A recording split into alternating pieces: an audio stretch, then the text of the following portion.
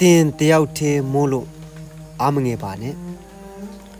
ရောတက်လေတယောက်တည်းပါပဲသူ့ကိုယ်တွေကတစ်ဖက်သူကတစ်ဖက်ပေါ့သူရောင်းစားခြင်းခံရတဲ့အချိန်သူ့တစ်ဖက်မှာ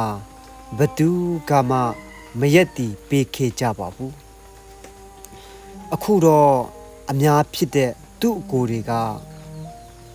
ဝိုင်းပြီးအနိုင်ကျင့်ကြပြီလေတယောက်တည်းဖြစ်ရင်တော့ဖျားရှိတဲ့တစ်ဖက်ကအားအကြီးဆုံးဖြစ်ပါတယ်တင်းတစ်ဖက်မှာဘသူတွေရှိတယ်လဲဆိုတာအရေးမကြီးပါဘူးတင်းတစ်ဖက်မှာဘာတွေရှိတယ်လဲဆိုတာလေ